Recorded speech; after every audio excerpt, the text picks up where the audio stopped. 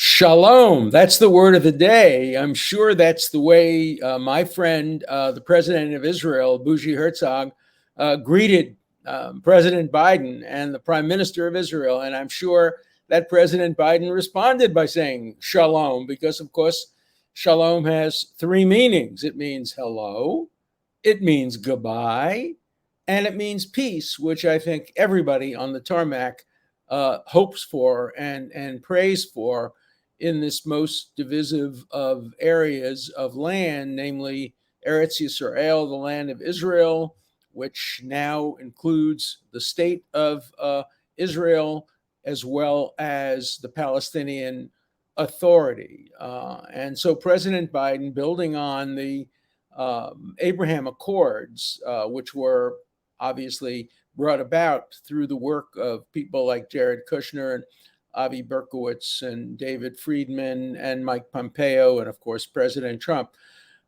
President Biden is hoping to build on those accords. And my hope is that he doesn't undercut them, because the basic benefit of the accords is it send a message to the Palestinians: you gotta come to the negotiating table. You can't any longer count on other Arab countries supporting you. They don't support your recalcitrance. They don't support your unwillingness to compromise. They don't support your terrorism. They don't support your implicit support for Iran that endangers the entire Middle East. They're not on your side. They want peace. And peace can come about only if the Palestinians know they're not going to get it through the BDS movement in the United States. They're not going to get it through Noam Chomsky, Norman Finkelstein. They're not going to get it through people on university campuses who are demonizing Israel. They're going to get it only if they sit down with the Israeli government and say, look, we're prepared to make compromises if you are.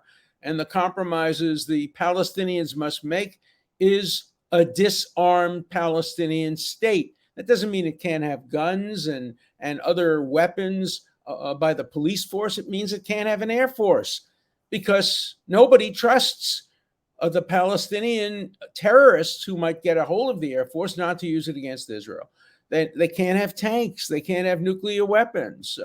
Remember when Germany and Japan surrendered at the end of the Second World War? They also gave up any kind of offensive weapons. It took years and years and years, decades, before anybody would allow those two countries to engage and have the weapons necessary to engage in the kind of aggressive warfare they're engaged in when Germany invaded Poland and then Russia, and when Japan bombed Pearl Harbor. No, we're not going to let you do that again, said the United States of America. And Israel is saying the same thing.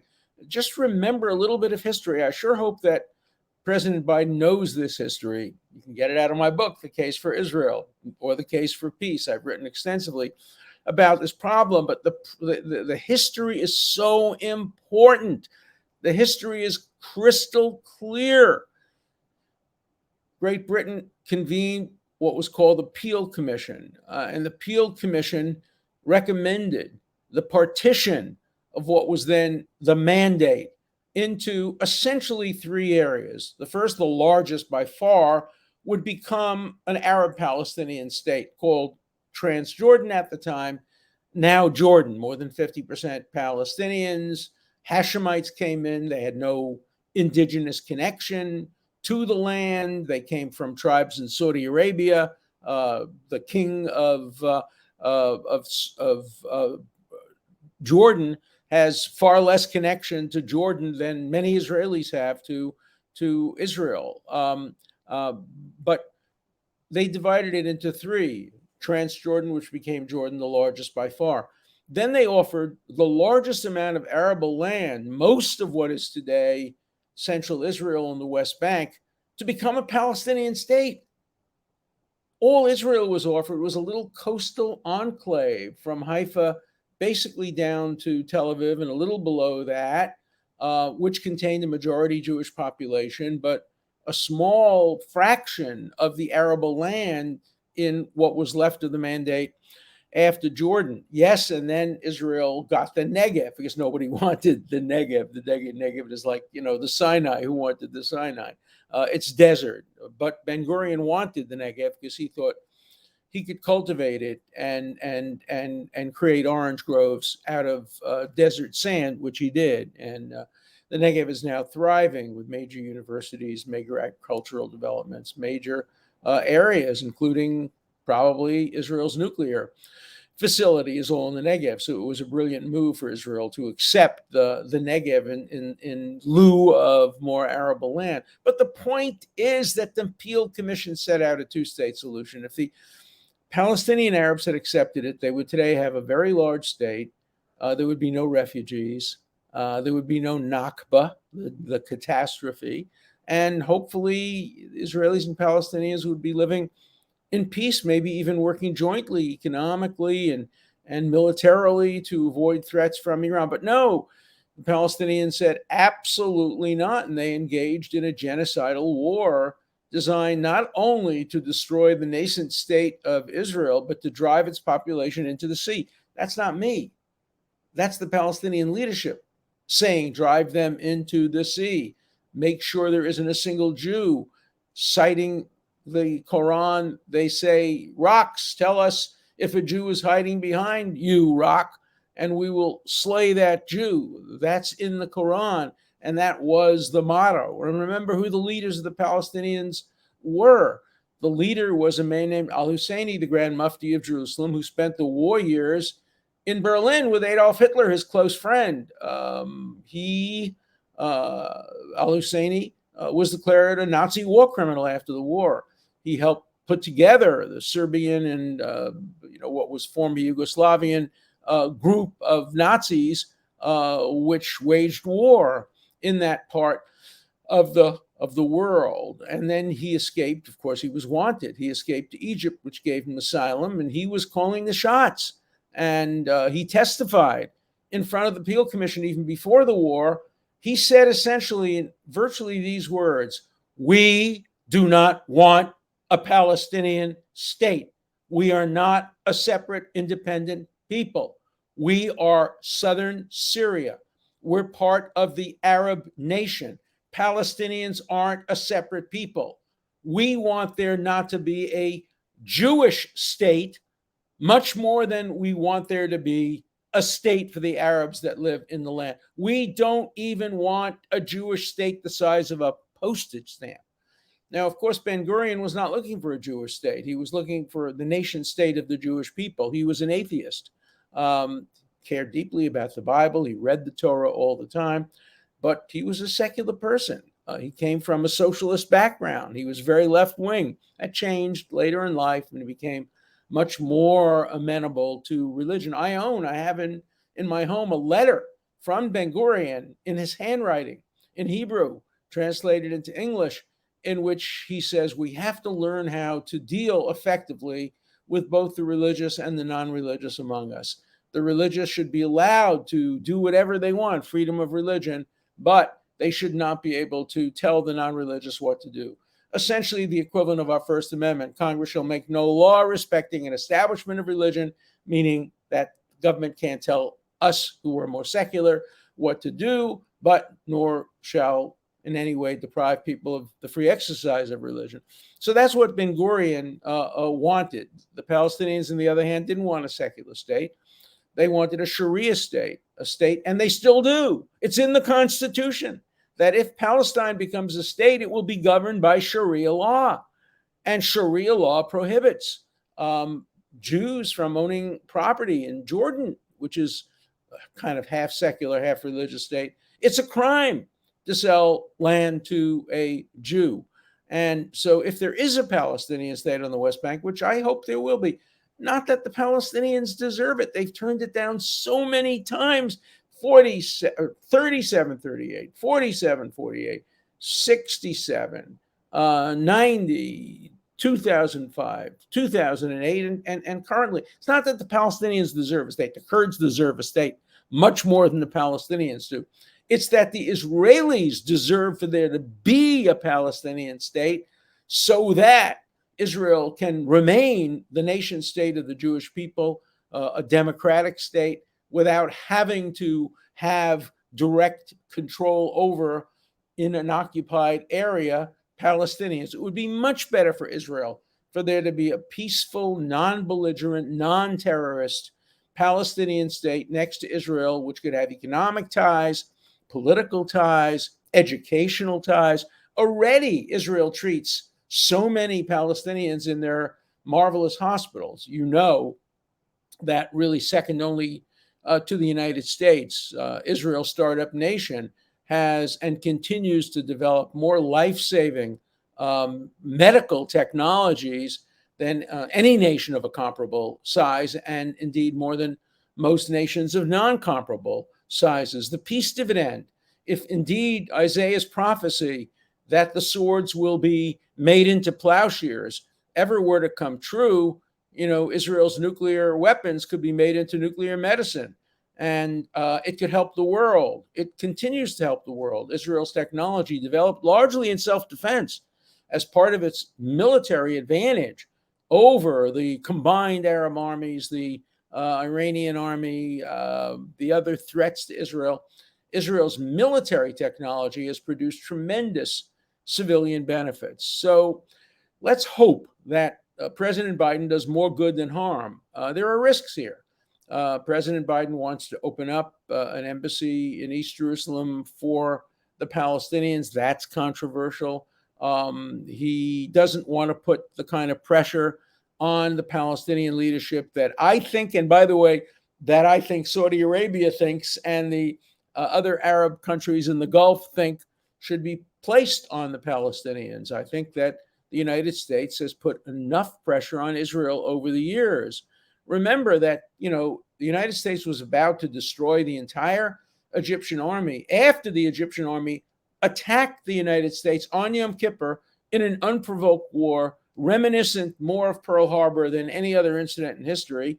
And Israel soundly defeated, after losing a lot of people, soundly defeated Egypt, surrounded the army, and the United States made them end the surrounding of the army and give the Egyptians a kind of Pyrrhic victories. The United States has put a lot of pressure on Israel over the years, and now the time has come for the United States, with the Abraham Accords, with the cooperation of the United Arab Emirates, with the cooperation of Qatar, with the cooperation, hopefully, of Saudi Arabia, and maybe even someday, I said Qatar, I meant Kuwait. Even Qatar, which has not made peace with Israel, it does supply money to the Gaza and to Hamas with the approval of Israel, but it's playing both sides against the middle. Maybe it too will be able to make some kind of a peace for Israel and between Israel and the Arab countries. The world would benefit, the area would benefit. The only country that would lose would be Iran. And who's rooting for Iran? Iran is the country that hangs gays, throws dissidents off the roof, punishes people who don't wear the proper headgear, convicts people of blasphemy for saying anything critical of Islam. Is this the kind of country you really want to benefit? Is this the kind of country we can trust to make a deal with? Now, I know that President Biden would like to come back to the Iran treaty. I say treaty. It was a treaty, without a doubt. It looks like a treaty. It walks like a treaty. It quacks like a treaty. But President Obama said it's not a treaty. It's an executive agreement. Therefore, I don't need 2/3 approval of the Senate. He couldn't even get majority approval of the Senate. But he went around the Constitution, which says explicitly that a treaty has to be confirmed by a 2/3 vote of the Senate.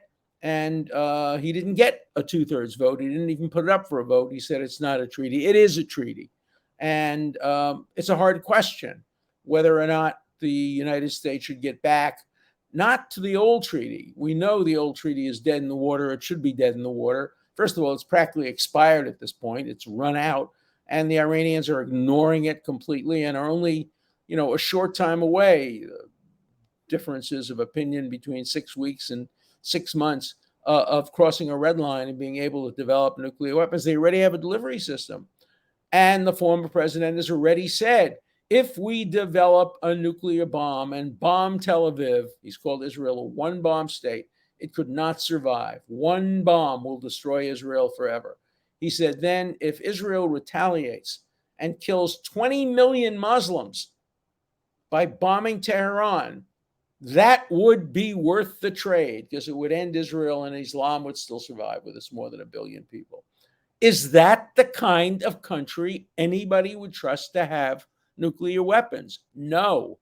And Israel will not allow Iran to develop nuclear weapons. The question is, will the United States?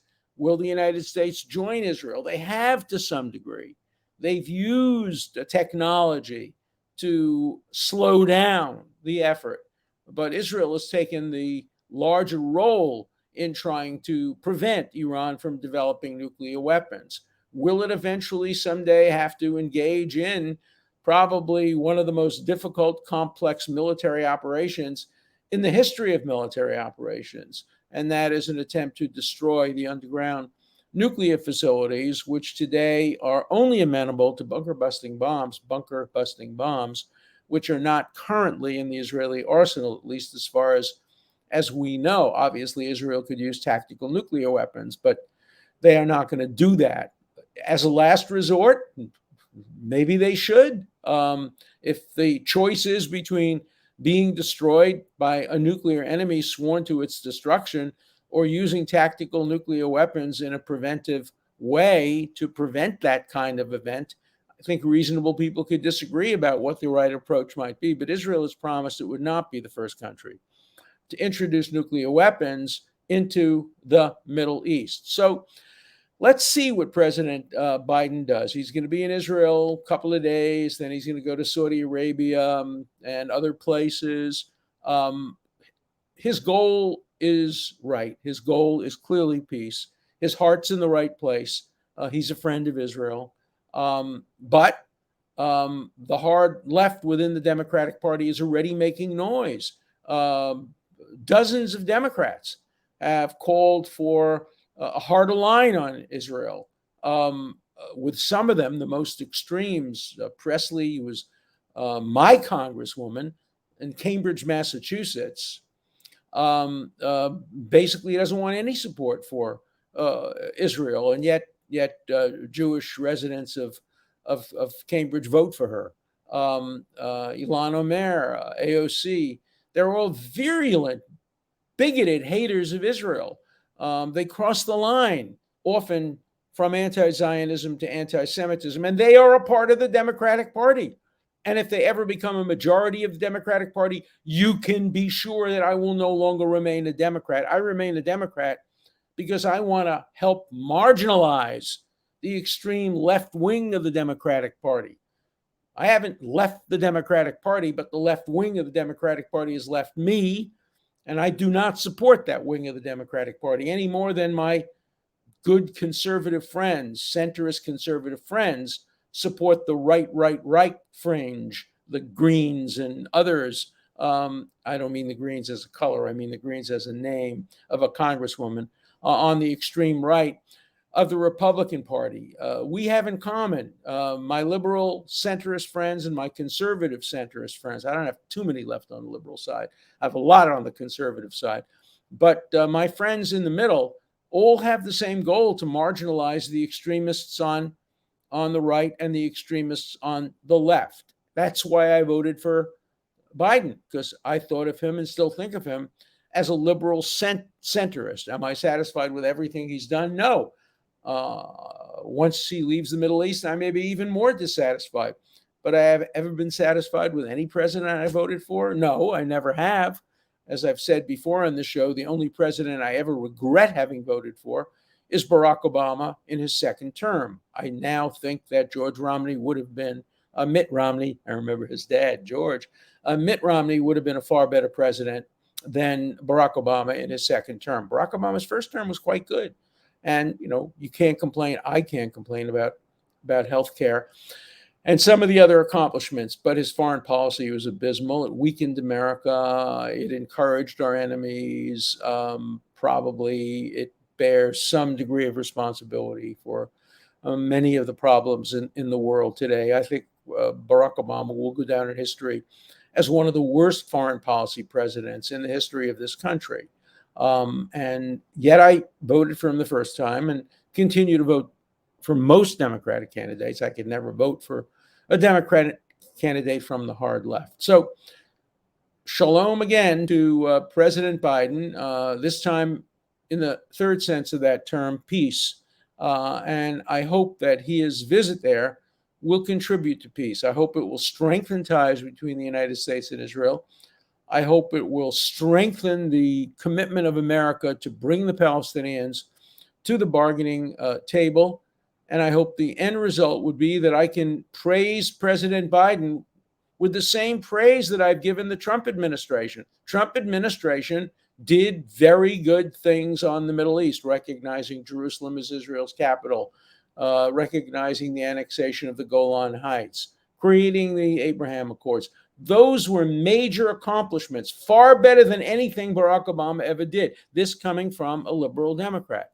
Let's hope that President Biden can do the same thing, and that in the days and weeks to come, I will praise President Biden for his contribution to peace in the Middle East, as I've praised the Trump administration for its contribution to peace in the Middle East. Everybody's going to hate me for saying that. I already got letters saying I'm always on the fence. I'm always trying to be one thing to one side. No, I'm principled. I'm principled. And having said that, as you know, this is my book, The Price of Principle. It's climbing quickly in the bestseller lists.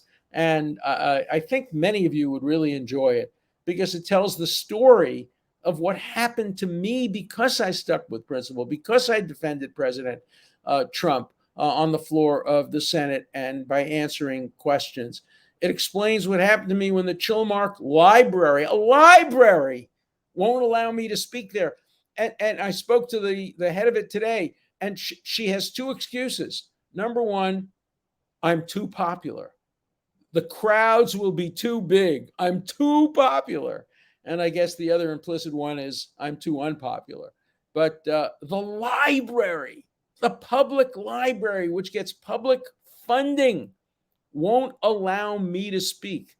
They allowed me to speak not allowed me, insisted, demanded that I speak every year for many, many, many years until I appeared on the floor of the Senate on behalf of President Trump. No more. No more. You can't come to the Chilmark Library. You can't come to the Chilmark Community Center. You can't come to the Martha's Vineyard Hebrew Center if you've done anything to support the Constitution on behalf of President Trump. Read about it in The Price of Principle. You can get it on Amazon and other sources. So let's turn now to some questions. I'm a libertarian, neither Republican or Democrat, but never did I think I would be on the same side as Dershowitz. But as long as he speaks the truth, I'm on his side. All right, that's positive. Put your head out of your ass. Biden did not win. Why don't you look at the cheating allegations before you make such ignorant statements? I'll say it again. Biden won the election, won it fair and square. A vast majority of Americans preferred him to President Trump, and he won the Electoral College fair and square. Were there problems in the election? Yes. Pennsylvania should not have allowed people to vote as late as they did because under the 12th Amendment to the Constitution, only the legislature can make that decision, not the governor. But Biden won the election fair and square. I have seen 2,000 mules. I think it makes a good case for the future. It makes a good case against eliminating polls and security and having all or so many ballots being done by mail. It makes some very good cases. And I actually like the director and producer. I helped him get a pardon from President Trump. President Trump asked me what I thought of a pardon for him, and I enthusiastically supported it. But I'm not convinced that 2,000 mules or any other data that I've seen should turn around the election, or that President Trump is the legitimate president of the United States. No, I don't buy that. Then what I told you about before, Dersh likes riding the middle of the fence, which makes him unbelievable in a lot of what he says. See a Dersh like people who don't try to appease the crowd. I have to tell you, that's the last thing I ever try to do is appease the crowd. My wife wishes I appeased the crowd a little bit more, particularly the crowd in Chilmark or on Martha's Vineyard or among our friends. No, I'm not an appeaser. I'm a principled person. I will always state what I think are the principal reasons for what I believe, whatever the crowd thinks. Here's another one. I constantly compare what's going on the January 6th committee to McCarthyism, but I got a bunch of letters in this most recent stack of emails lionizing and supporting Joe McCarthy. McCarthy was a hero. He was spot on, and merry Americans knew he was. But the KGB has been operating and infiltrating and subversion operation for 20 years by the time McCarthy started going after them. By the way, I don't disagree with the fact that the KGB was trying to infiltrate America, and may have succeeded in some places, but the tactics used by McCarthy, I don't judge things by the ends. I judge them largely by the means used by the House Un-American Activities Committee, which was in the House, and the comparable Senate committees, and Joe McCarthy was in violation of the Constitution, in violation of the rule of law, in violation of due process. So I don't agree with the attempt to lionize McCarthy. McCarthyism is one of the worst episodes in modern American history. I know I was there. I was president of the student government at Brooklyn College when Brooklyn College was called the Little Red Schoolhouse because it had a very small number of communists on the faculty and among the students. And they elected a president not of the student body, of the faculty, the president of the university, who was known for his anti-communism. I fought with him all the time. He tried to ban communist speakers. He tried to fire communists who were teaching, and I fought against him and that, even though I was and still am a virulent anti-communist. All right. Anyone with half a wit who was not compromised and in camp with the enemy would comprehend that McCarthy was right, and if anything, he underestimated the threat. But his enemies used ad hominems to undermine this man and was correct all of the time. Now, all right, remember, he talks about ad hominem now for his last sentence. Yes, Jews can be fascists too. Right, Dershowitz? Ask your buddy Soros how that works. I don't like Soros. I've never liked Soros. Just because he's Jewish on his parents' side does not mean I have to like him. Some of my greatest enemies are Jews, as are some of my best friends. I don't like or dislike people based on religion, race, ethnicity, gender, or any of those factors. I don't like McCarthy because of what he did. Say what you want about Roy Cohn. He could fix anything. Is that intended to be a compliment? I mean, I knew Roy Cohn. I met him through Klaus von Bülow. When I was representing Klaus von Bülow in his criminal case, you remember, attempted murder of his wife by injecting her with insulin, of which he was acquitted, and there was no crime. In fact, the death was purely accidental. But when I was representing Klaus von Bülow, his daughter, who had been cut off from the wealth of the mother, was represented by Roy Cohn. So I had to meet Roy Cohn, and we had to cooperate because we were representing the same family. I did not see him fix anything, and I would not, of course, have cooperated in any fixing, but he was known. He did tell me at one point that the most important books in his library are not law books. They are two books, his address book and his checkbook. And he got big fees because of his address book. He was really able to call people, and people in government you can call. That's called lobbying. You have to register, but it's part of our First Amendment right. Would he call judges as well? Well, I'll tell you one story about him. A friend of mine who was a college classmate was nominated to be a federal district court judge, and Roy Cohn opposed him on the ground that he was too liberal. In fact, my friend was fairly conservative, but he was too liberal for some. And so Roy Cohn opposed the nomination. I called him and I said, Roy, this guy is conservative and he'd be a great judge and you should really support him. Here's what he said to me: Alan, I couldn't give a damn what kind of a judge he is, conservative or liberal. If you want him, you can have him. That was his attitude. He then called me a few days later and said, sorry, Alan, I couldn't do it. I made the calls, but it was too late. The decision had already been made to withdraw the nomination. But his attitude was loyalty to me because I had worked with him on the Von Bulow case. So, the letter writer might be right. He could fix anything. Never hire me to fix anything. I'm not a fixer. I'm an arguer.